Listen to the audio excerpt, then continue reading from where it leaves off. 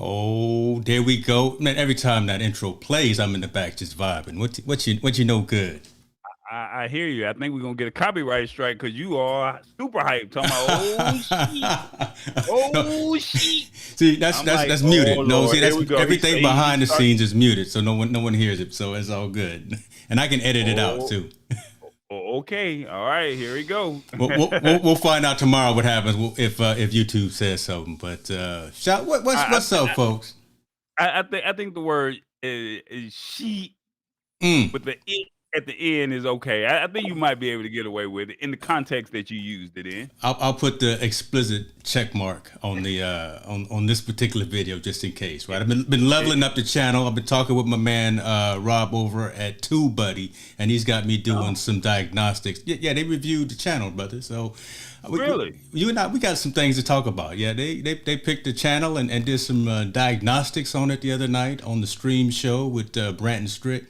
And look, I'm just and you didn't call me, brother. But they were look. I was live doing something else, and then as soon as I got done, I flipped the script and I saw that my channel was being reviewed, and I said, "Oh my goodness!" But first and foremost, hold on. I got two things. What's up, folks? We in the lab. Shouts out my boy Tallboy here. How you living? First of all, I'm good, man. It's another week. Just got back in town and had a nice little trip. It was a non-tech trip to the nation's capital. The only thing I did not get a chance to do is go to the Lincoln Memorial, but it's okay. My little brother decided to rub it in my face, but that's all right. He got his bike locked. He got his bike, and you know what? He can ride that bike, and I hope he get a flat tire at the Lincoln Memorial when he rides. Talking bad about you. Talking bad about family. I love him though. I bet you do. I bet you do. All right. Second thing I want to do, I want to shout out to my boy Sean Dogboy. God dog it, I'm rocking the Let's Get Live, LGL, Pressing So. I'm just trying to level up with these content creators. I was rocking products now is merch. Bro, I was rocking. You saw me walking Sammy's gear last week. Right, so this is Doc Boyd right here. Let's get live. I'm just trying to hang out with y'all winners. That's all I'm trying to do. Let me ask you. You're in California. What is it like? Are you guys still in phase 1, phase 2, phase 3 of the pandemic? Like, where are you guys at? It depends. In my area, we are in what's called the I believe it's the purple tier. So things are starting to open back up. I can go back and hit the gym inside now. I'm still kind of being hesitant on it, but I think indoor dining is like at around 25%. So it's starting to get there. As long as folks just be cognizant of everything that they need to be doing on the safety measures, then we're good. I see we got some comments coming in. We see it with the old school Tuesday turn up. Miss Priscilla Watley got dogged every time she comes. I just need to say something. Huh? What's up? What's up, Priscilla? I see you. And she probably at work, working hard, Somebody hardly got to do working. it. EB is in the building. We see EB. Yeah. What's up, Eric? What's happening, player? Yeah, I see Senior here. Yes, sir. Check to make sure I don't say nothing I'm not supposed to say. Right. Oh, my man, West Coast. Oh my God, my man Jarrell Bay. Oh my God. Like, so this is the Bitcoin guy. So Eric, Jarrell, y'all really need to go ahead, because we're not gonna talk about Bitcoin over here, but he's Oakland's finest. And remember, tell me when to go with E40, the hyphy movement. Yeah. Remember all of that? Yes, sir. He is the creator of the whole hyphy dance right there. What? Yes, Jarrell Bay. So Jarrell, don't leave, because we got to talk tech, man. But they gonna want to, like, that guy. Remember that video with "Tell me when to go"? Yeah. Tell me when to go. He was okay. the guy that created that bit. He created the whole dance, the whole hyphy move. He's the creator of the hyphy dance. I mean, if you look at some of his old YouTube videos, like he's the founding father of it. I heard that. All right, yeah, we need to stay in touch with him. Then get him on the show. You out there in California too? You know, you out there in suburbia. I'm out. Hey, I'm still out here ghost riding the whip. You know, they don't know what to do with me out here, brother. They don't know what to do with me out here. Hit the spot 1006 in the building. Hello. Are you ghost riding on a Tesla? That's what I want to know. Yeah, because you know the car drives itself. Yeah. All right, man. We didn't act it up for a little bit. We got my man. We got your man. We got our dude standing in the back room here in the green room.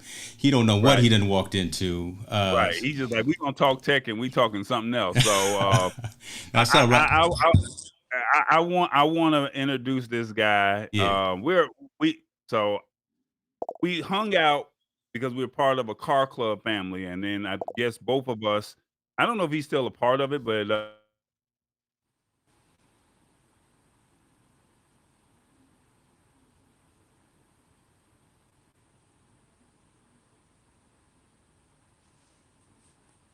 he really caught me off guard because I was out of the country, and he told me he was out of the country and he was in Germany. And when he told me he was in Germany, he was like, "Man, I'm working out here," and I'm like, "Hold up, the same car club guy that I know in Atlanta, and we out there running red lights before the new mayor came into the city, and before it got real ugly here in Atlanta. Yeah. We doing it like that, And he was like, "Yeah, man, like come mess with me." So he's a really cool dude, and because he's a tech guy, he's an engineer. I figured this would be great to be able to bring him in and let him and get some of his opinions when it comes to technology. And without further ado, let's go ahead and bring in my man, Mr. Terrace Williams. How you doing, brother? Yeah. He's come over with the tech dance. What's happening? Look, he leaned back like, "What's up?" Yeah, what's up? Came in too cool. Terrace was like, "When are they gonna get done talking about nothing and let us start this tech show, brother? This is family, though." Yeah. So Terrace, tell us a little bit about yourself for the audience. What's your whole thing about tech? What is it about tech that you love? And I'll just let you have it. Yeah, I just love technology all the way around. I mean, from the phones, computers, to my actual career. And I'm a controls engineer in robotics, and that's what I'm doing right now. I program and troubleshoot robots, and I do a lot of programming and building control cabinets and things like that. Okay. So that's what I enjoy doing now. And I love to talk tech. I mean, I saw this. I was like, man, let me get on this and see what they talking about. Definitely, brother. Definitely.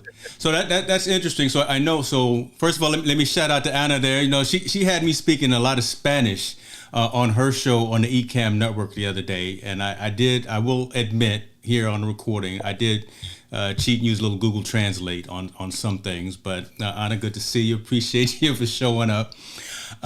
So Terrence, check it, man, because I'm in enterprise technology as well, and right. So the lab, we typically focus on consumer technology, right? So the like you said, the phones, laptops, desktops, software and hardware, things like that. But when you say you work and program robotics, let's talk a little bit. Let's talk a little bit about that, man. I'd love to hear exactly what you do from that enterprise technology perspective as well. The robots. I've been in the robot field since 2012. Multiple companies sent me to 3 different robot schools, so I know 3 different robot languages. Okay. I went to Detroit, Alabama, and Charlotte. Fanuc, the robot names are Fanuc, Kuka, and ABB. If anybody heard of those robots, they're industrial robots. They're not robots that like sweep your floor and stuff. These are robots that make decision on conditions with PLCs. Okay. And we actually see folks are interested in what you're talking about for sure, man. What program is that on the robots that you're working with? You're obviously not old school COBOL or nothing like that, right? See, we flashing back to my day when I say COBOL, right? All this gray hair, but I'm sure that's not what you're working with right now. Yeah, I mean, we got ladder logic, Pascal. Okay. There's a lot of different languages out there. Structured text. Let's see. If you never heard about function block programming, but there's a lot of different ways to program things, and it just depends on the application I'm dealing with or what I have what project I'm actually working on. Makes sense. So a lot of machine learning, artificial intelligence, that kind of thing. So brother, that's right up my alley. I love, man, Tallboy, we done forgot all about you. We done gone into a whole nother dimension just now, right? We talking about, we're not talking about my Roombas in here, like you said, that are cleaning my floor right now. We talking about some things that's helping the military, things that are helping society over. Like we already talked about, like my car, right? I mean, just some of the insights in autonomous driving and things like that you're probably involved in as well, right? Yeah, the actual project that I work with now, we have robots that do autonomous driving, do the warehouse. So, you got somebody on an HMI screen, they go type in, hey, I want to load this job. The robots go to the warehouse, get the job, and they come back with the job and they load the press. And it's very complicated, but I don't want to get into all the programming and stuff behind it because it took, maybe, months to get everything working well.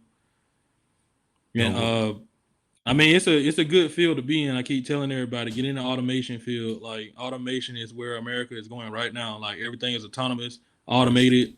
It's coming. I keep telling everybody it's coming. Love that. That's a good point. I've always said there are 2 fields that are always going to be around: medical and technology. Right. I mean, those 2 fields we're always going to need folks with expertise in them. So, welcome to the show, man.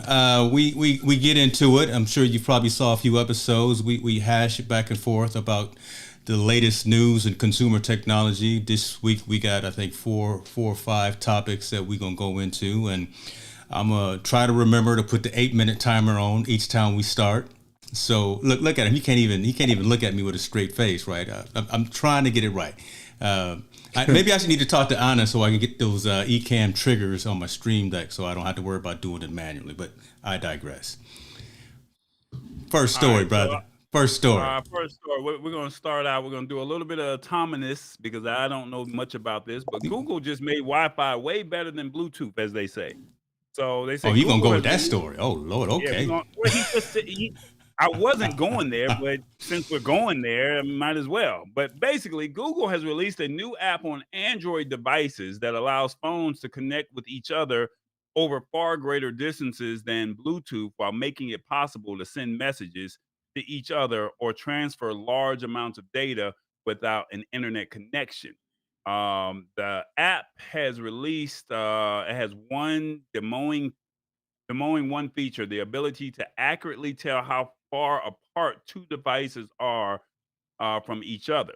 The new app is called Wi-Fi NAN Scan and is mainly for developers to test, but it demonstrates how the neighbor awareness networking, which is NAN, it shows it how it works.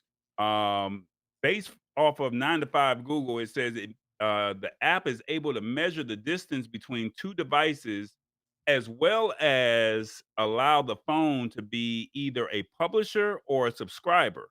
The simple app lets people pick which role they want to fulfill, and allows messages to be exchanged between them, as well as detecting their proximity to each other.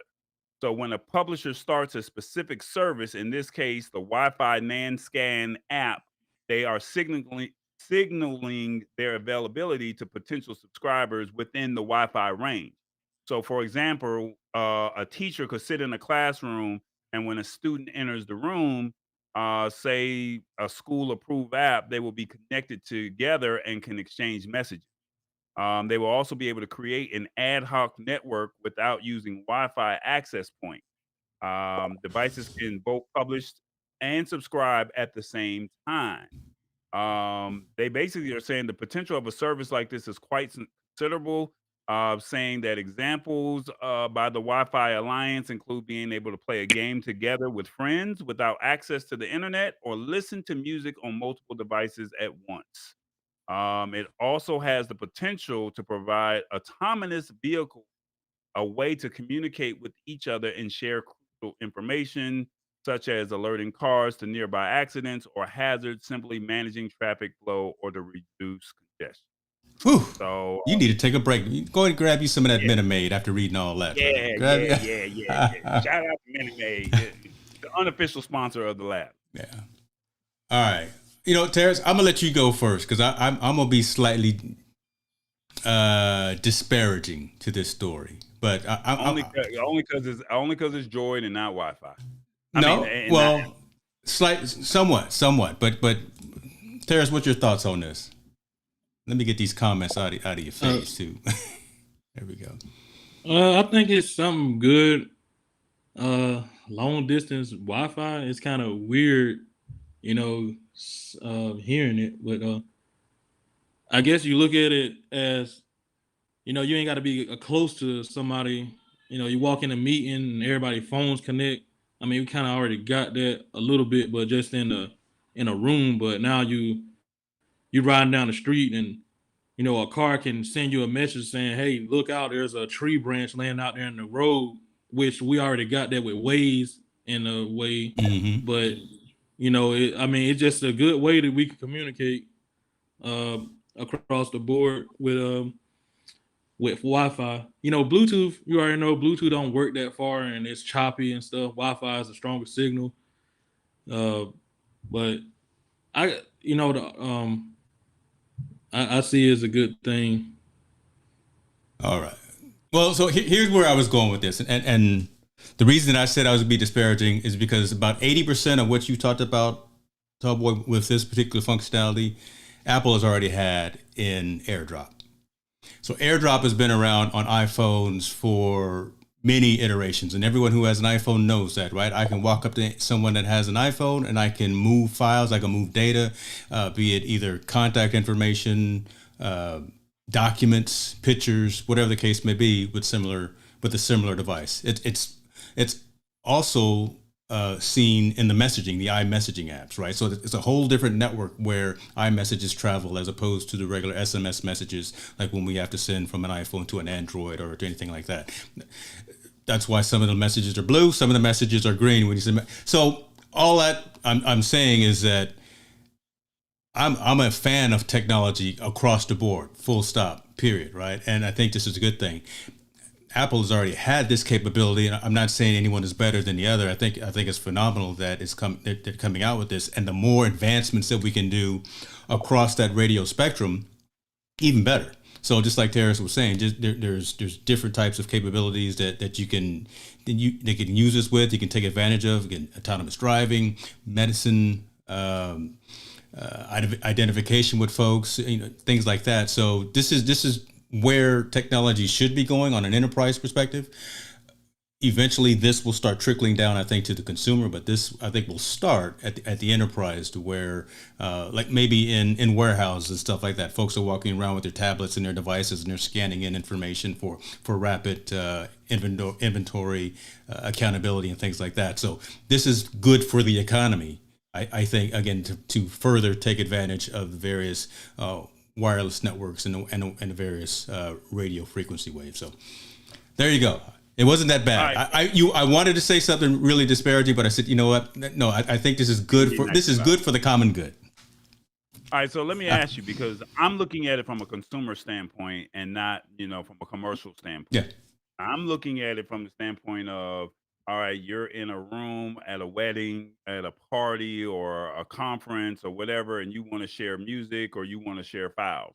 That's something that, I guess Android, and I'm trying to think of all the apps that are out there. I haven't seen anything like this. I know that there's something that has it. I just haven't figured it out.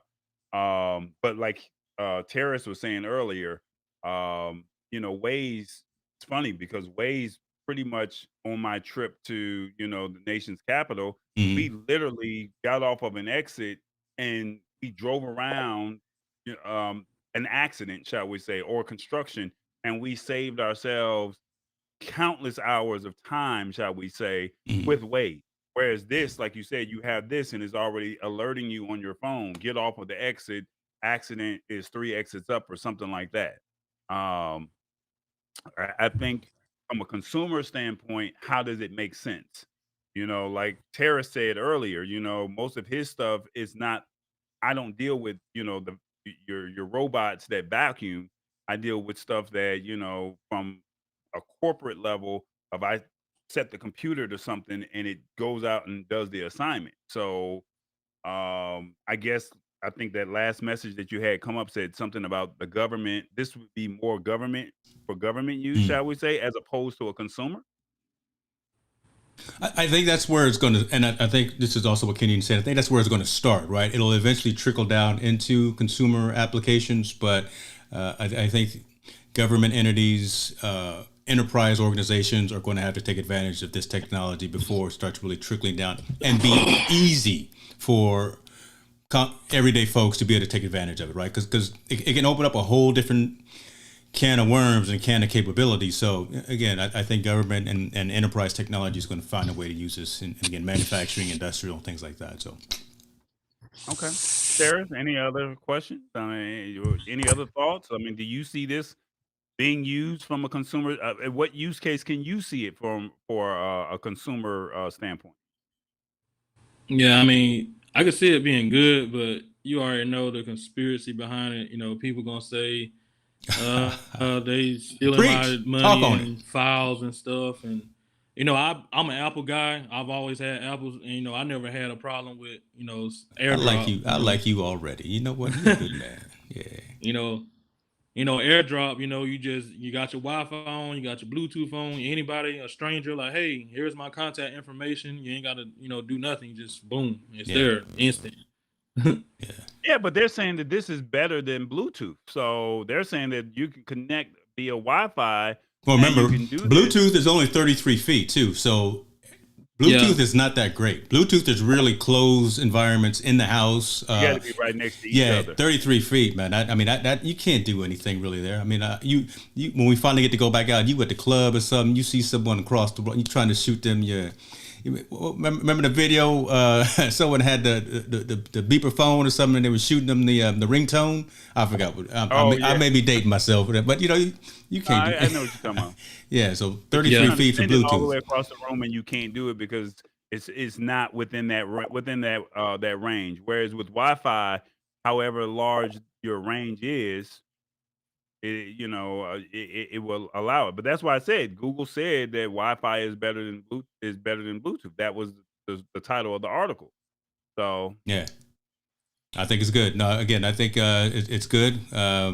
We'll just see how the technology progresses and moves forward. Terrace, I think this may have been a comment for you. Let them know you're still on camera. When you were moving and adjusting your lights, just make sure don't nobody creep up behind you and catch you off guard on camera. Because again, we mostly Boy, they streaming. got jokes for you, boy. They got jokes for you. Yeah, we mostly streaming, brother. It's like, golly, bro, man, turned off and they didn't go. He didn't go see us.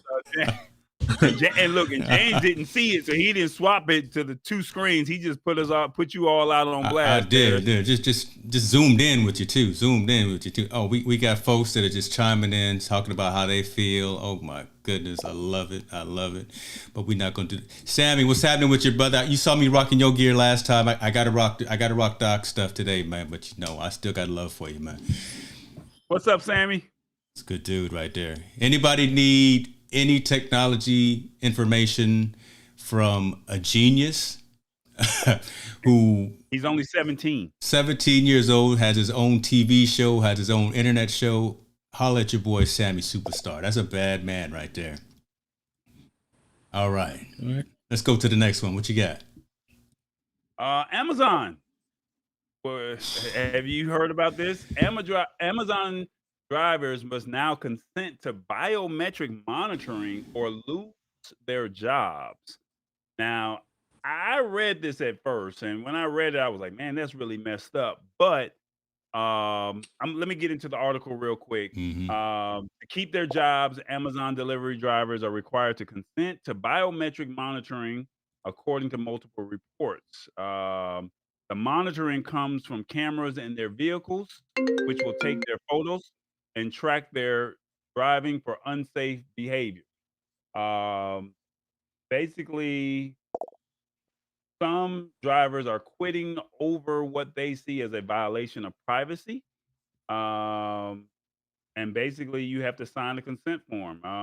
The agreement allows Amazon to collect biometric information in the form of photographs in order to verify driver identities and monitor drivers' location and movement, including miles driven, speed, acceleration, braking, turns, and following distance.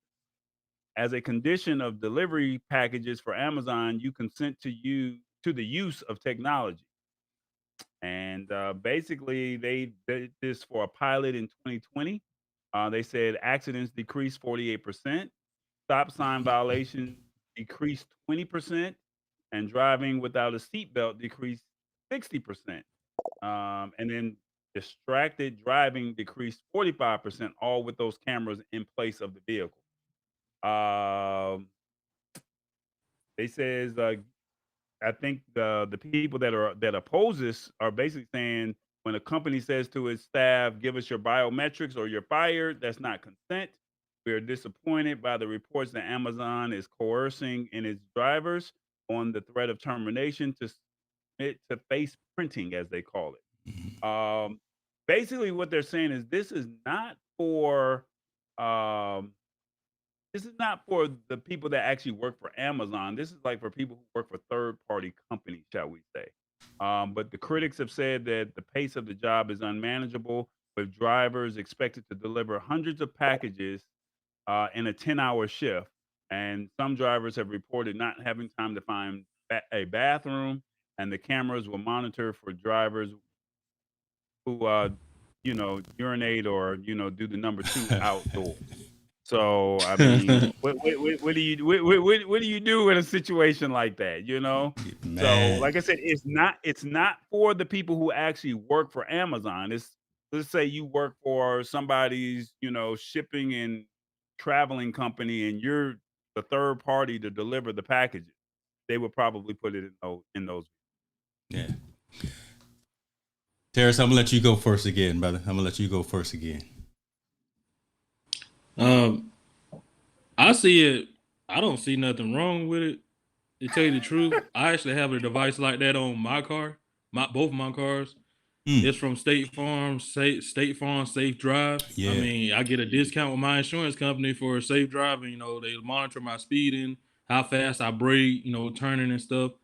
And I mean, it's just a little device they put in the car, but I mean, I'm not crying about saving money on my car insurance. But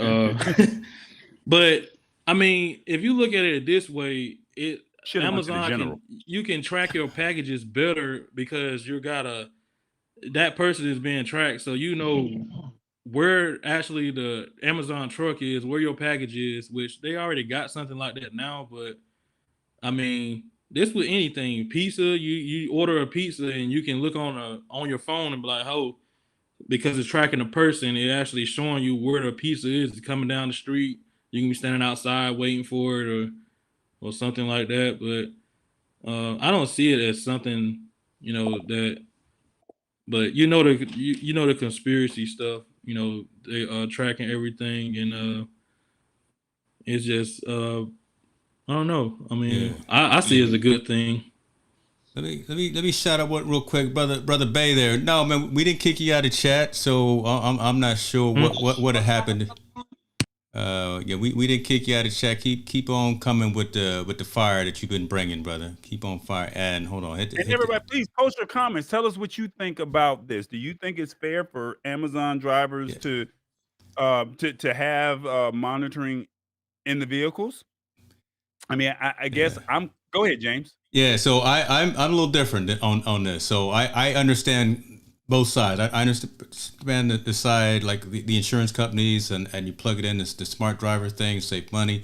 That part makes sense. But that's monitoring metrics of the vehicle. That's monitoring metrics, hard braking, hard stopping, all of that. But man, this is a camera. And the part that I've got on the screen right now is literally that consent agreement that the delivery associate. So yeah, again, probably not the actual Amazon employees have to sign, but the ones that are third party. But when you step in the car, you turn that key in the ignition, and you got this camera watching you every moment. I yawn in the car, man. I stretch and yawn and whatever. And if this thing is going to report back and give negative marks to my supervisors that James was in the car and he was yawning too much, I'm not tired. Maybe I'm not distracted driving. I can see this being a bit of controversy should someone say they're losing their job or they go in for a performance review and they have issues with that. It's really on the line of privacy. It really is. But you are employed at will at a lot of these companies. So if you want to work for this company, right? So that's the thing. If you want to work for this company and you want to drive these trucks, you better sign this document and you better go ahead and be about your business and know that there's somebody watching you. So it's a weird catch-22. I think it's really encroaching. It's on those lines of a privacy conversation, but I think Amazon is going to win just for the fact, again, employment at will. If you want to work for this company, these are some of the requirements that we have, and their lawyers would just say that it's just like the plug-in safe driver, cameras on the outside, all of that stuff, right? So it's right in the middle, right? It's right in the middle. I don't think this is done from being a conversation piece. I think they're just a little groundbreaking. I honestly think that when Amazon transfers all of their fleet over to Rivian trucks, the EVs, that this may be able to go away, right? Because the truck in the vehicle in itself will be able to monitor movements as opposed to having a dash cam turned backwards on the driver. So I don't think this will be long lived really in terms of what Amazon's going to do, because once they, like I say, spin up all of those Rivian vehicles, then I think this will get better for the folks that are driving. I think, in the mid, like you said, it's a catch-22. Part of you is like, some of this is my privacy. From my understanding, for the ones that I do know that work for Amazon, they pay you well, but you work. It ain't no, I'm sitting down and I can get on my computer or my cell phone. You're literally processing, because they got to get those orders out, shall we say. Yeah. So for you to get those, like they said, you got to deliver 100 packages in a 10-hour shift. That's literally 10 packages in an hour. So if that drive time, that's why they were saying, what if you got to go to the bathroom and there's no bathrooms out here? That's tough. What do you do? Do you even allot for a bathroom break? I mean, some people get a 15-minute, or a 10-minute break or something like that. Does Amazon even give you that? But then on the flip side, for the critics, it's like, this is their company. You can't come in and start telling the company how they're supposed to do business, shall we say. And if this is how they want to do business and they're paying you upwards of $15 to $20 an hour to drive around and deliver packages, Not like, you got a CDL license and you work for UPS or FedEx. I mean, Mhm. remember, you are just a independent contractor, and this is a great lick, So Mhm. I just look at it from that standpoint. But I mean, this is no different from what was that prop case with Uber and Lyft that you guys had earlier, that you guys voted on out in California. It was both of And them. I Yeah. think, yeah, it didn't pass there, but I just heard the other day that the UK is now recognizing Uber and Lyft drivers as employees, whereas here in the States, they're not. Yes. So I Still mean, independent contractors, correct. so I think that if they go in and tweak the rule just a little bit, hey, you're allotted in that 10-hour shift, 2 or 3 minute, 30-minute or 15-minute breaks or something like that. And then that gives you the time to do whatever you want to do. But like I said, at the end of the day, people gonna always find a reason. And if it's my company, if it's your company and you say these are your rules and I'm paying you, it ain't like they paying them $8, $9, or $10 an hour. They paying them upwards of Yeah. 15 to They're getting a 19 dollars an decent, they're hour getting to a decent drive. wage. Yeah, you're right. Right. So I, that's I my don't thought. know. No. I don't know, brother. I don't know. I'll get the All right, timer man. right. I'll get the timer right. First of all, nobody say nothing about the dope overlays that I had. So when I brought up the screen, look, your boy spent a little bit of time making sure that we were right for The Terrace when we came laptop up. is dope. I like Oh, that. okay. Say something, Look, God look. dog. Yeah, but I'm you be working behind the scenes, man. I got to give you your props. You be up at 2, 3 o'clock in the morning, which is our time. It's only midnight your time. I have to remind myself you are on West Coast time, so God dog. I got to give you that. I'm just out here trying to get it done, God dog. I'm trying to get it Drop one of done. James I'm bombs tr- again. Come on. I'm trying to. I'm trying to See, drop them. I'm trying. Terrace helped me out, man. See, he got one for me. I just don't know where it's at. It's coming. It's coming. Yeah, I got my beats saved up. I got. Where we at? Where All we right. at? Let's moving right along. Let's keep our You got the next topic, right? YouTube chapters in alignment. Again, one of the things that I need to. What's up? You got the next topic, right? Well, we can Nope. talk about the Cash App. Okay. Well, go ahead. I You think. want me to help you out with it? Well, yeah, because I use Cash App on occasion, but I know folks in customer service industries, more on the entrepreneur type of thing, utilize it as well. But I use PayPal more as in Cash App. But let's definitely talk about this as well. Let's talk about. All right. So I briefly scanned over this, but reports of fraud on mobile payment service Cash App are up more than 300% from this time last year. If you thought that made for bleak reading, several Cash App users told Yahoo Finance that they lost thousands of dollars after their Cash App accounts were hacked. All recounted how difficult it was to find a human customer service representative when they called Cash App about the missing funds. It's almost like an abusive relationship where you're trying to get a hold of somebody and they're completely ghosting uh, someone who lost $3,000 overnight.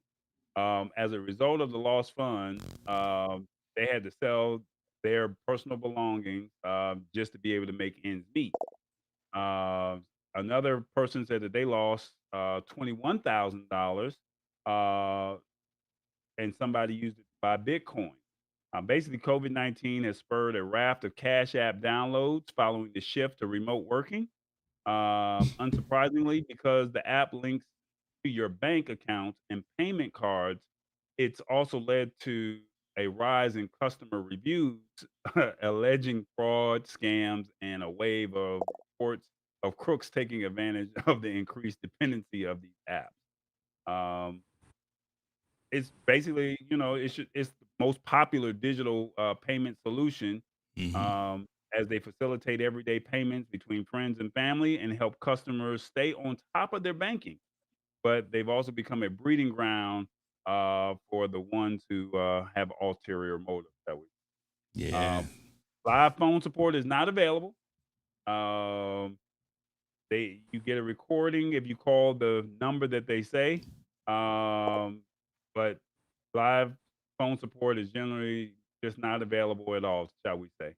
Um, if your if your bank was just a mobile app, it's kind of one of those things. Use your banking app, but for you to use Cash App, which is more popular, Mm-hmm. unfortunately, people are being defrauded. So before we go into the story on our thoughts, I have a friend of mine who said he lost about $600 or $700 because the money was sent to the wrong account. You're Mm. waiting on them. There's no way to say, "Hey, give me my money back." Hey, you got to confirm this, So and when he called the 800 number, um, basically there was no 800 number. so That's terrible, man. Terrible. I've even heard reports where people do call the number and it's basically a scam line, and then you're thinking you're talking to a live representative there, and it's actually a scammer, and they're milking money out of you as well. So I mean, that's That's no good. rough. That's no good. Before we get into it, let me shout out to Brother Ellis here. So we are actually multi-streaming through Restream. The main studio though is Ecamm, and I'm queuing up all of the comments. I'm still not comfortable with the way that Restream. I can put everybody's comments on the screen right at one particular time, and just in case there's a rogue troll or Comment. something that doesn't have anything to do with the context. That's why I'm not utilizing their feature. But appreciate the input, man. Yeah, we are actually using Restream to push it out to both of our Facebook pages, both of our YouTube pages, Twitter, Twitch, and my website as well. So thanks for that. Um, there are better apps that you can use, but unfortunately, just like when the pandemic hit, COVID, when COVID hit or the pandemic hit, everyone went to Zoom. Well, Cash Yeah, App is the most popular one. So, I mean, yes, you could use Zelle. Yes, you can use Venmo. Yes, you can use PayPal. yeah. But I mean, when people know green is that bright color, it looked like money. You got the dollar sign. Is that why your People still backgrounds are always green? Hey, man, I let me love drink it. my Minute Maid today. Gotcha. So why are you doing that? So Cash App is backed by Square. Square is part of Jack Dorsey. Jack Dorsey is part of Twitter, right? So there's big names in the technology industry behind Cash App. So it's a reputable company. But man, that sure is a red flag that there is no 800 number to call to say I got problems. I can't believe that was an oversight. That there's no one or nowhere that you can actually call to say you've got issues with these particular things. So, Tara, let me ask you. Let me let you go first, man. Tara, let me see what you got, brother. I'd really like to hear what you got to say because I got some more to talk about as well. Well, first of all, Cash Out, like I wouldn't trust an app with my money. Like, no way. I mean, I have it and I use it, but like if I use it, I unlink my bank account after I use it. Like I don't leave my account linked to it because I've heard some things and I have friends that lost a lot of money too. And it's just, I mean, there's all kind of scams out there. I know y'all know about the cash out flip that you see on Instagram. Mm-hmm. You send me $50, I send you $500, and people be falling for that junk. Like y'all are crazy, man. Like this stuff ain't nothing but a scam.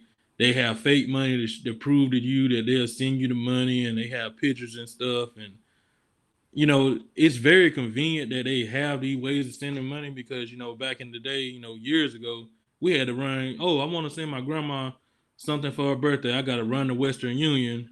Drive there.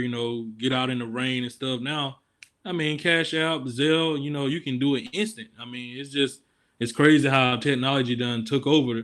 Like Western Union and going to Walmart sending money and stuff, but it's also very risky with your money. Like, I don't like taking risks like that, especially Yeah, in large amounts. yeah. But, like today I went and bought a bagger for my lawnmower, and I asked the lady, like, what's your payment method? She said, oh, Cash App or cash or whatever. So I stopped by the ATM machine, grabbed the cash, and Yeah. I paid her like that. But, a stranger can get your information in some kind of way. They can steal your money, and I don't want to take that chance. That's true, and so many folks are getting caught up in phishing schemes. So many folks are getting caught up in these types of scams. Again, folks are calling and saying you owe us money, and we need this money right now, and folks are getting intimidated and think that they got to send money, or giving out PIN numbers and passcodes and things like that. Don't fall for that stuff, people. No bank is going to call you and ask you for your password. No, the bank has no need for that. No one else has any need for that information. Nope. I'm a bigger Venmo user. I have problems with Venmo as well because by default it has the option of showing the transactions that you do with everyone. So I make sure I turn those off and make all of my transactions private. I think this Cash App thing needs to be addressed by some tighter regulation. I know the FDIC doesn't monitor it, but just the fact that, again, I can send money to, so I can send Terrence, I can send you $100 right now. It'll sit in your Cash App account. It'll take 24 hours before you can pull it out and put it into your account. So, somewhere within that time frame, there's got to be some better controls. Convenience is one thing. Yeah, we all want to be convenient, but there's got to be some better controls in terms of when you start moving money back and forth.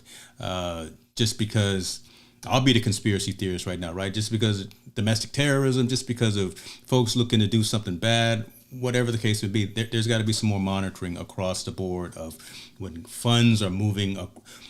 Look, Western Union, old school, right? There it is, right? Walk it over to someone, go to your Walmart or go to your Target and sign some pieces of paper. And actually, Western Union is actually part of I believe they're FDIC insured as well, right? So if it gets lost in transit, both sides are covered. So again, we're a society that loves convenience now, and the Zells, Cash Apps, Venmo, PayPal. Who else is out there? I think I got all of them on my phone, but those things, we just got to be cognizant of some of the challenges. Apple Pay, and they pride themselves on being secure and being private all the time, but still, man, it's not common sense. It's a little bit more than that. You just got to be aware of who you're talking to when it comes to critical, important data, social security numbers, phone numbers, addresses, and especially finance stuff. Especially right now, April. Look, April it's been pushed off till May, but tax season, man, phones are gonna start blowing up here in the next couple of weeks. Folks trying to get into your tax records and stuff like that. Just be vigilant, folks. Be vigilant. Yeah, when the stimulus checks came out, I started getting text messages, all kind of stuff. I'm like, here we go again with these scams. Mm-hmm. Yeah, your stimulus is on hold. You have to call this number. I'm like, man, these people they try anything now. That is true. That is true, brother. That is true. Western Union, their fees are high. I'm sorry. Is that right? Yeah. To transfer some money, to send $100, they want $9, $10. So they want 10% of Hey, your you money. right. Yeah, you right. They want 10% of your money just to be able to send $100. $100 or less is $10. Exactly. That's exactly how I'm feeling right about now. Yep. Yeah, you ain't thinking about the gas you're using to get to Western Union, so you actually using more money. That's crazy. Right. Whereas, like I said, with Cash App, I still use it. I use it more than I use any of my other apps because I know that most people have it, and I guess for me, it's just convenient. But what I do is I put my phone in your hand, or I tell you, send me a request, so then that way I know that it's you. Because if I turn around and send it to the wrong number, I'm over there trying to reach out to the person saying, "Hey, I just sent you $250, and I accidentally sent you $250. I'm at your mercy now." Yeah, it's No, true. no. What's your Cash App? Make sure you screenshot. Make sure you send the request. Make sure you type in the number, because once it's done, I'm out of it. And I put that out as my disclaimer. And maybe because I'm tall, and it's like, hey, I'm not gonna mess with him, but you're not getting no more money out of me after we made that final agreement, and you told me that this is what it was. So I do need to look at Venmo, but you said Apple Pay. They have Google Pay, Yeah, you got Google Pay. Yeah. and I remember when we were at CES, they had something called Loop Pay, but I think Loop Pay became either Apple Pay or they partnered with somebody. And I think Amazon is now about to come out with their own payment system as well. I heard something along the lines that they were coming out with a payment system. So who knows? Yeah. I Who was knows? looking to see which ones I have, but yeah, all the ones that we talked about are the ones I currently use as well. But yeah, be careful. Just be careful, folks. Be careful. And someone made the statement as well. Just don't keep a whole lot of cash in those side accounts, right? Yeah. Quickly move money to your primary checking, your primary saving, or your primary investment account, as opposed to keeping it in something more fluid, like a Cash App or Venmo or something like that. Right. Right. Yeah. Okay. That was a good discussion. That was a good discussion. Hold on, let's just marinate on that a little bit. You know, you rushing us. You know, we Marinate. you know, we ahead of time. We only been live for 50 minutes. Well, we still got another story, and I'm God, pretty sure you got something else that you want to hit me with. Oh my God! See, Terry, see how it is, brother. That's why I'm glad you're here to be kind of the. That's why I put you literally in the middle, to keep us from so I don't have to reach over there. God, come on, use those go gadget arms all the way from Roseville, California to downtown Atlanta. Come on, 1,000 miles. He over here talking mad about the Cash App, calling it the trash app. Lord have mercy. the man has had problems, I guess. Next story, YouTube. We are as creators, Tallboy. You're not. We know we aware of this. This is the game that we are in the midst of. We playing. YouTube is testing out auto detect for product features and videos, and suggesting content accordingly, as the title says. Too long didn't read. I'll just say that, and then I'll let you read it because I love it when you read them. But I'll just say this is what Instagram is doing, right, with your stories and with your posts. If you have a store on Instagram. I like the concept. I really do like the concept. I just wonder how accurate the algorithms are going to be. So I'll put that out there and I'll plant that out there and let you read the meat of the story. So basically, YouTube is always running experiments like the shorts, and right now they have an automated list of products detected in videos uploaded to the site. And as of actually 2 days ago, the 22nd, that test is being expanded to people watching videos in the US. Basically, it's saying we're experimenting with a new feature that displays a list of products detected in some videos, as well as related products. The feature will appear in between the recommended videos to viewers scrolling below the video player. The goal is to help people explore more videos and information about those products. Uh, so that's basically the meat and bone of the whole thing. The last part of it is YouTube, Google. The move is intended to give Google its own piece of the incredibly lucrative affiliate link market, while also tying commerce directly to video upload. Those lists could function as a second recommendation algorithm, and YouTube serving videos that feature similar products. It could also put YouTube in the same shopping space as other social platforms like the Instagram that you spoke on. So basically, if you're doing a video and this in my video, then you see one of these. Little product placement, ladies and gentlemen. Product placement. Yeah, you see one of these. Shout out to Benji Lock. I just got it in the mail. But yeah, you see one of those in the video, and the next video that will come up would be a Benji Lock video. Or if you have one of these, and it's like, hey, capture card. What's the best capture card out there?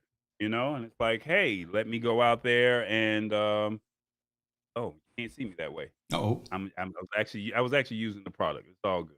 But but basically, you would see a HDMI product, excuse me, a J5 Create video that will pop up if they see it in the video. Like right now, you see some video games in my background. Maybe one of those video games would possibly or potentially pull up, and it would take you to the affiliate link or give you a recommended video, and then you click on the link to find out more about whatever that product may be. So, yeah. Okay, I like it. You like it? I like the fact that you were very descriptive and you actually had some product there to show. Let me fix this right here. Let me bring Terrace back in. I wonder though. So I wondered. You won't put yourself in there twice. See, just give me a second, brother. I don't feel like going into what's known as what we call preview mode here. I'm literally being lazy right now because I want some folks to see. I heard what he said, right? He being what? I'm being trifling on him. See, that's the bomb that I'm gonna drop on your hand. I'm just being trifling and just bringing it in. I want everybody to see what happens behind the scenes. My question is, who gets access to have content show in their feeds, right? Is it only the folks that are already YouTube partners and getting monetization, or you already know that they're going to get it first? They're going to be the beta testers. Yeah, so I throw that out there. Yeah, I throw that out there as really as a law of you know they're going to get it first. So if you're a YouTuber, they're going to roll out a feature to you and say, since you're a YouTube partner, hey, would you like to opt in? They're quite naturally they're gonna want to opt in. No different from live streaming pros or Doc Rock or just any other YouTuber that promotes and has affiliate links. Sammy Cool, I mean, they're gonna get first dibs, and then probably 6 months to a year later, it probably will start to trickle out or roll out to everyone else. So just like Hit the Spot has, she deals with food. Mm-hmm. It could be a potential, a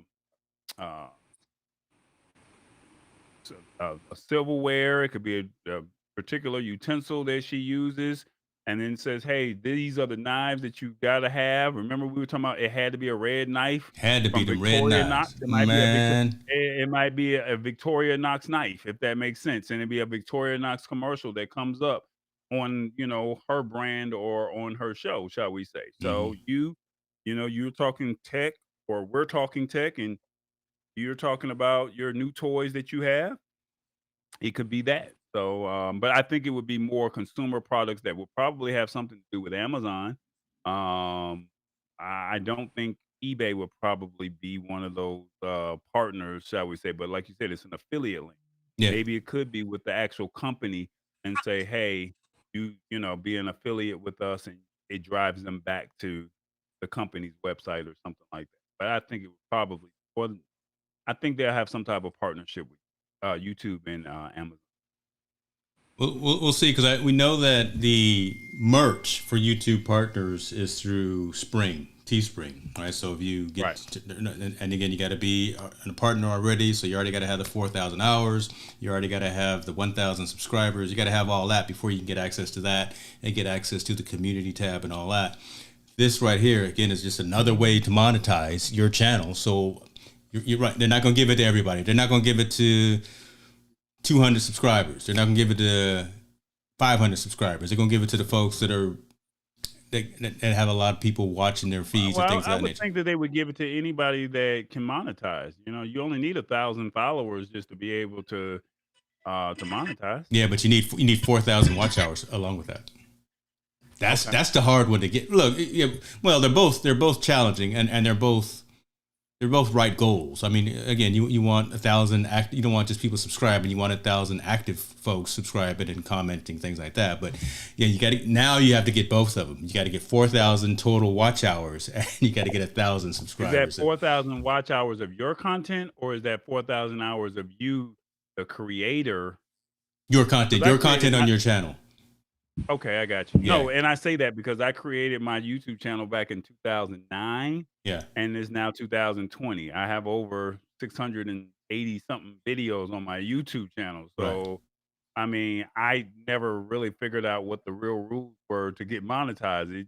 Nobody knew what YouTube was back in 2009, but now 2021, everyone is sitting there saying, "Hey, I want to get monetized. How do I make money on YouTube?" And it's like, "Oh, I Yeah. never read the rules." Yeah. So Yeah. And I apologize for, I shouldn't have said only. So yeah, Tammy, I mean, I didn't mean that in disparaging in any way. Yeah, that is a real number. No, I appreciate family checking your boy here and making it right. But yeah, you have to have both of those metrics before you can be now. Because literally 2 years ago, I was monetized on YouTube before they changed their whole algorithm. So having to get back to the certain criteria with him has been fun. challenge. Has I got book? Hold on, let me show you something.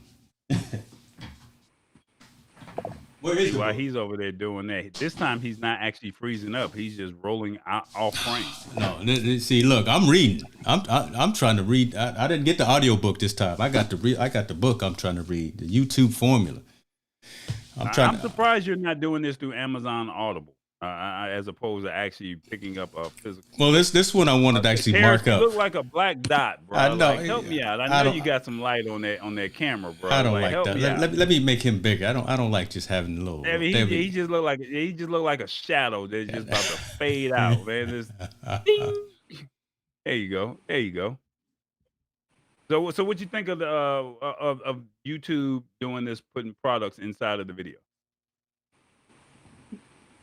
I think it's good for people with their own business. I see it as a good thing for those people. I mean, you got a product, you can get it out there pretty quick, Mm-hmm. and the algorithms will pick it up and do its thing. And I have a YouTube channel, and I made it 15 years ago. I probably got over 1 million views on it, but I'm not monetizing nothing. I'm not trying to make money off of it. I was just putting, YouTube videos up just for fun. I won't try to make no money off of it. Bro, hold on. You got 1 million views. You need to find a way to to put that to use. So that begs the question that I was going to ask though, right? Will folks see the product placement if they don't log into YouTube? Because a lot of folks, like my parents for a long time, they never made a YouTube account. They just flipped on their phone and just logged into YouTube, right? So right. Who's going to get credit for that? Right. Yeah, that's a good question. How will they go about doing that? Oh, my biometric just woke up and said I just got another follower on YouTube. I just heard it go off just now. Yeah. Yeah, usually a lot of things now is trying to get you to sign in. You said what, Terrace? No, I'm saying usually when you're browsing without being logged in YouTube, a lot of times when you click on something off Facebook, it won't play the video unless you have to sign in. So that's probably going to be a lot. It's probably going to be changing to that. I love it. That's something. You just gonna have to pay some people to, just hey y'all, just watch my 15 videos and just let them loop back and forth. Let them like them for me real quick. Go ahead, just like everything on there twice. No, don't like them. No, they just got a loop. Just play and just while you go to bed, just leave your computer on and just log into your account. Subscribe and then just watch the videos and let them just automatically roll over to the next video. That's what you need to do. And you got some good content over there over at ITN Live. Look, I'm following your lead, brother. I'm following your lead. I want to go back to, now I understand there was a comment and it was directed at you, brother. It was hold on at you. And so there we go. I don't want to know the hashtag on your hat. Oh, the hashtag. Yeah. So video texting. There was a company back in the day called Glide. Back in the day. So they were one of the very first would you call Glide and Hang With live streaming? Yeah. They were like the messenger. Yeah. They were like the Facebook messengers of today. So basically it was video texting, and what you could do with Glide, and they did not last, shall we say. They were, I forgot what country they were from, met them out at CES. You could send a message to a family member, like he's out in California, we're in Atlanta, we're on a different time zone. I could send a message and he could catch it at any time and he could respond back. So it was literally like a video text, shall we say. I got to give a shout out to Sammy Superstar. I got a $5 super chat. Look This is at my that. first $5. Oh, This is my first shoot. super chat. I got a super chat over here. Like, See, man, brother. I feel honored, man. Like, yo. So for the one, I'm sorry, Anna. No disrespect, but let me tell you how these super chats work. Super chats, when you Get them super chat. do it again. Right. So let me tell you how the super chats work. Super chats are, you set up your account. Somebody, if you give out great content, or if they have a question, you put out a super chat. And once you see that you got the super chat, whatever question, they get the next question, or they get whatever, they get that time, shall we say. Yeah. So basically, Sammy just gave me $5 because he likes the comment, or he likes what's going on with the show. So James, I got you $250 on the cash app. On the cash app. Oh cash. Lord, the cash app. See, so I don't have super chats yet. That's why I got my buy me a coffee up on the screen right there. Right. I'm trying to get to that level. So when you get monetized on YouTube, super chats are the coolest thing ever. So it lets people know that they appreciate what you're all about and they appreciate your work. And Sammy, I'm honored.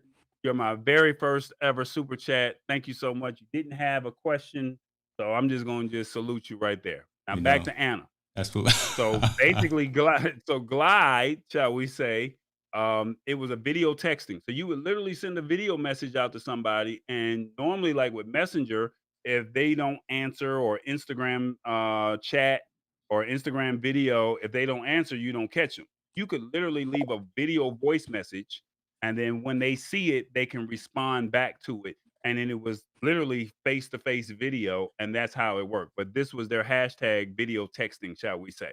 And it catches a lot of people's attention. And I think the hat is pretty cool because, like you said, you're not thinking to look underneath the bottom of the bill cap. You're just looking at the top of the cap as opposed to the bottom. So I think this was a great marketing campaign for people. For Glide, shall we say. And maybe when I do get some merch and I get hats, maybe I'll consider, doing some type of hashtag for myself just to capture people's attention, shall we say. And I'm 7 feet tall, so people are looking up. Always looking up anyway. You can't help but see it, shall we say. So yeah, that's pretty much it. Well, I'll tell you what, on the merch front, I'm meeting with Press and Soul tomorrow afternoon, and I will let you know. Yeah, look, it's no joke. Black-owned business. They're based out of the East Coast. They're based out of Florida. They're doing a lot of good work. These shirts are dope. They do hats. I think they do fans as well. So I don't know if it's been officially announced, but I'm gonna drop the news. They are actually going to be the primary vendor for Ecamm starting next month. So all of the gear coming out of Ecamm Network is going to be produced by the Press and So team. Yeah. So people are asking, where's the timer at, James? And you over here. So it's all good. Don't worry about it. Okay. Wait till the next story. I'll get it right next time. Oh, I don't have any more stories. I'll have it right next time. And for Hit the Spot, yes, I have been paid via YouTube, but no one has ever paid me a quarter via Super Chat, shall we say. So this is my very first ever Super Chat. And you only get Super Chats during live streams. So you got to remember, we just started doing live streams on YouTube this year. So we were doing it on Facebook, but we weren't doing it on YouTube on season, shall we say. So yeah, this is what. Yeah, the monetization things for the monetization requirements for Facebook are insane. I think it's 10,000 fans or 10,000 followers, something like that. It's ridiculous. But hey, it's all good. But we'll keep doing this YouTube thing and trying to learn this YouTube formula is what we're gonna do. Right. Terrence, what you know good, brother? What you know good, man? Keep up, brother. Keep up. Man. I know you got to keep up. You in the lab, brother. You got to keep up. Yeah. Oh my gosh. This brother. Terrence, you never coming back. He's like, these brothers are crazy. Trust me, there is a runner show and there is a method to the madness, but enlighten, entertain, and educate. We focus on those three things. We enlighten, we give the information, but we got to entertain as well, because all these other shows online, they kind of dull. They're boring. You know what I'm saying? So we gotta bring ourselves to it. You said Terrence went to sleep on you. What you got next, brother? What you got next? I'm gonna throw it your way. What you got next? Black Tech. Do you have that article with you? Of course You not. got it? That would be too easy because I deleted it because you said we weren't gonna do it. We said we were gonna scrap it, didn't we? Yeah. We did. So, We did. do I need to email it to you real quick? No. Just go ahead, keep talking, and I'll get it up here in 2 minutes. All right. So Black Tech Dougie Nation. Fresh, y'all. Don't forget to put the timer up, I guess, once you figure it out. But Black Tech Nation Ventures is creating a fund to support Black Techies nationwide. So thanks to an emerging fund, Black entrepreneurs are finally getting the support they've been waiting on. Black Tech Nation, a multifaceted tech organization, is described as building a digital Wakanda through education, digital media, recruitment, and funding for a family of Black coders, innovators, creators, entrepreneurs, educators, nerds, and anything tech related, shall we say. Basically, the goal is to simply get more Black people funded. Basically, the creator or the partner, the general partner, Kalani Jasmine, she, alongside with the rest of her team, have been working hard to make this a reality for a Pittsburgh-based organization through its newly created 50 million first fund with the help of fellow uh, with the help of a fellow named from GP Sean Sebastian and David Motley.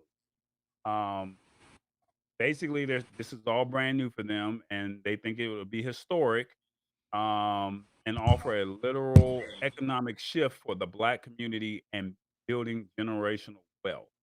Um, they want to be able to mold the foundation of the tech community and helping tech communities or the Black tech sector get funding. Mm-hmm. They said, in addition to establishing the 50 million fund, the Black Tech Nation also plans to make a seed and Series A investments in software startups across the country, and especially to those from Silicon Valley, according to TechCrunch. Black Tech Nation is short, serves as a dedicated space for Black tech unicorns of our generation and to gain the support they need financially and socially by providing access to vast network of tech professionals in the industry as well as resources. The firm operates in a capacity that's advocating for tech equity across the board. So I think this is good because unfortunately, if you know anything about Silicon Valley, if you know anything about Black tech, I mean, it's literally not even 1%. Yeah. It's not even 1%. I mean, I think Black tech women founders are like a 0.5, if that makes sense. That's crazy, an Yeah. unheard of number. And we're consumers of tech, but to find the startups, to find the entrepreneurs, to find the software developers, to find the terraces, to find, the James Hicks, you know, it's not a lot of us that are out there. Now, I'm on the consumer side. So yeah, Mm-hmm. they want to sell us the product, but the ones that are actually developing, I mean, we have to find a way to highlight them.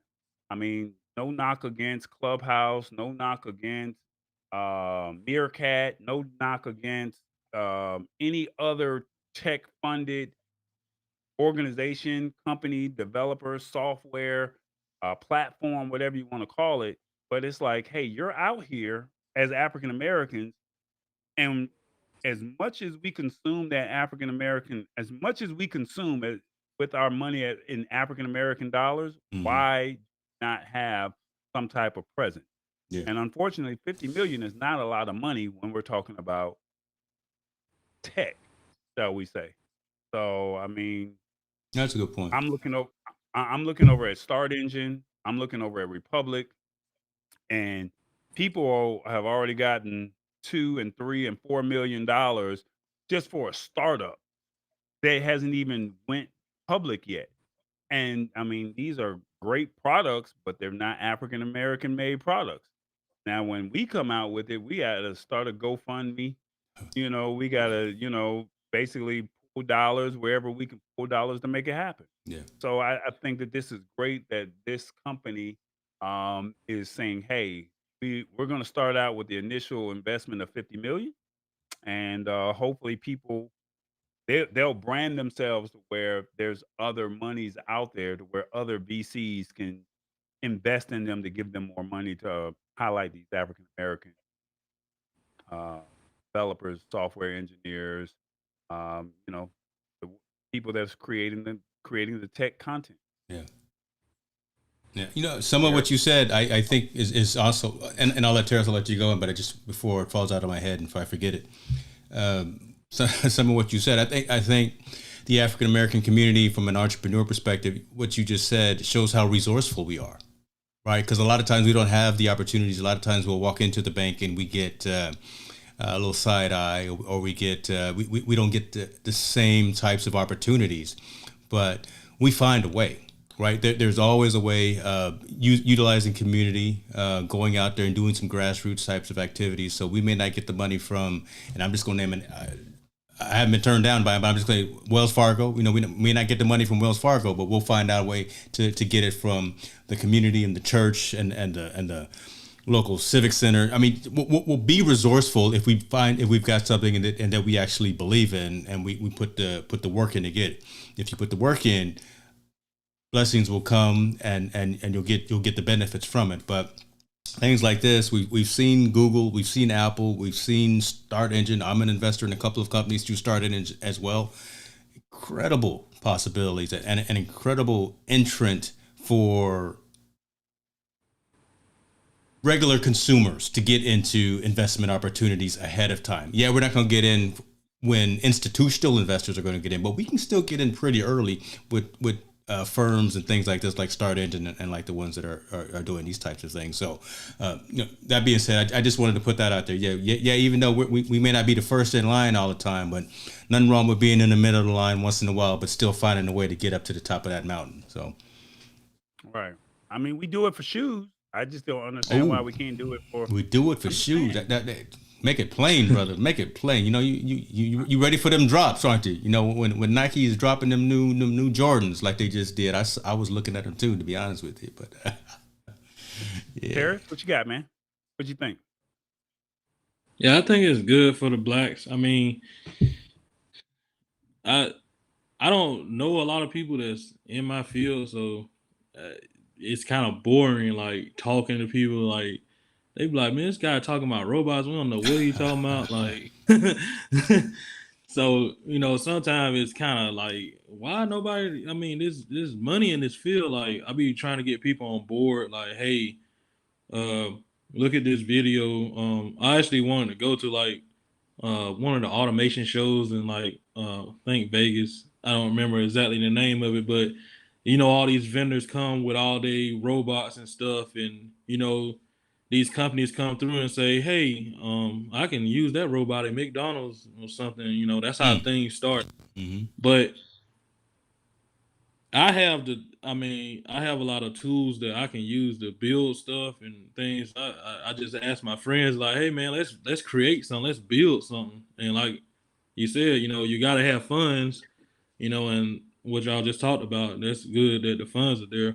Because I had an idea one time about like a smart shopping cart, and I think that somebody else already created that a while back, and me and a couple more people, we was gonna do it, but it's everybody's working on stuff and stuff happening so quick. It's like, if you're gonna do something, you better go ahead and do it because somebody else already working on it.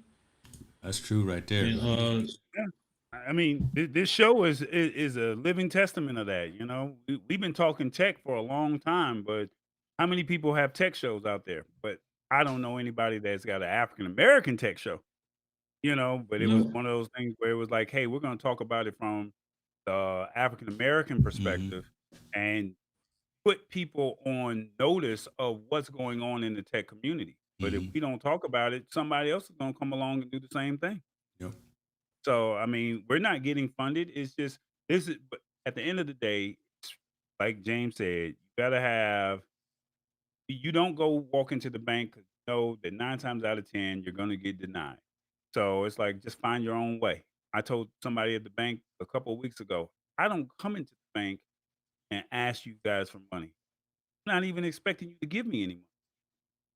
I'm not even expecting you to give me a credit card, even though I qualify for a credit card. I'm just Mm-hmm. gonna find my own way, and that's sad that that has already been implanted in my head. Whereas if I spend my dollars with you, I should be able to get some type of services back if that makes sense Yeah. because that's in my head. But to see that, hey, we're seeing that bank with Killer Mike and that bank and Andrew Young coming out where they're saying, "Hey, we're going to invest into the Black community, and we're going to help to see a Citizens Trust Bank." Say, "Hey, this is an African American Black owned bank."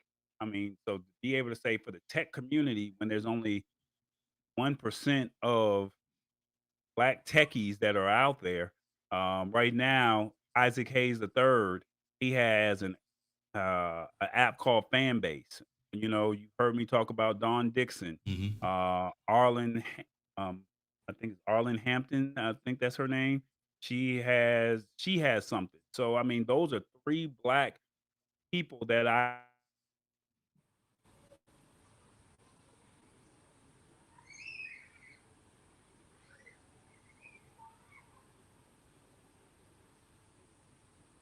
You'll be back. know that based off of putting out quality product, they've been able to get their family and friends to support them. But then now they're starting to bring it to the market and people because of they are and the name that they've made in the tech space, maybe a few articles written about them, they're now able to, get more funding to be able to put a solid product out there uh to the world or to the Mm-hmm. United States or whatever.